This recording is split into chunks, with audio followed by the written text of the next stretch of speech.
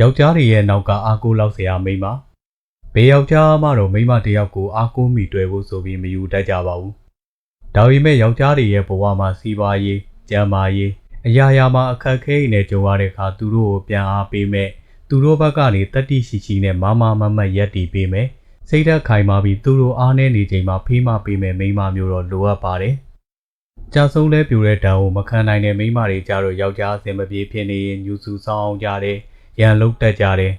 ဝမ်းနဲ့ငိုယိုပြီးပူဇာတက်ကြတယ်တချို့စိတ်ဓာတ်မခိုင်တဲ့မိန်းမတွေဆိုဖောက်ပြန်ကြတယ်တခြားအားကိုးရာရှားသွားကြတယ်ဒါကြောင့်ယောက်ျားတစ်ယောက်ရဲ့ဘဝမှာလည်းအားကိုးလောက်စရာမိန်းမမျိုးရမှာအောင်မြင်တိုးတက်နိုင်မှာပါဖျားတရားမြဲတဲ့ဇနီးတဲ့ကြောင့်ခင်မုန်းဖြစ်သူစီးပွားရှာရအဆင်ပြေတာတွေစီးပွားတိုးတက်တာတွေရှိတယ်တီလာကောင်းရင်စန္ဒမှန်သမျှအောင်မြင်တယ်ဆိုတဲ့အဆိုတော်ရှိခဲ့တယ်မဟုတ်လား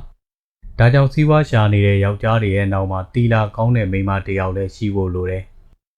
ယောက်ျားဆိုတိုင်းလည်းအမိတွေမပါပဲအရာရာကိုဥဆောင်သွားနိုင်သူတွေလို့မထင်မှတ်လိုက်ပါနဲ့သူတို့မှလည်းသူတို့မစွမ်းနိုင်တဲ့ကိစ္စတွေအခက်အခဲတွေနဲ့ကြုံလာတဲ့အခါညှူစုဆောင်းမြောင်းမဲ့မိန်းမမျိုးထက်အားပေးထောက်ခံမဲ့မိန်းမမျိုးလိုအပ်တတ်ပါတယ်မိန်းမဆိုတိုင်းလည်းအရာရာမှာမစွမ်းဆောင်နိုင်ဘူးလို့မထင်မှတ်လိုက်နဲ့ယောက်ျားတွေမစွမ်းဆောင်နိုင်တဲ့တချို့အရာတွေကိုမိန်းမတွေကစွမ်းဆောင်နိုင်ကြပါတယ်အိမ်မှုကိစ္စတွေစီမံတာသားသမီးတွေကိုရင်အုပ်မကွာပြုစုတဲ့နေရာတွေမှာမိန်းမတွေကပိုပြီးစွမ်းဆောင်နိုင်ကြပါတယ်ဒါကြောင့်ယောက်ျားတစ်ယောက်ရဲ့ဘဝမှာလည်းသူတို့ရဲ့နောက်ကနေအထောက်ပံ့ကောင်းကောင်းပေးနေမဲ့မိန်းမမျိုးရှိဖို့လိုအပ်ပါတယ်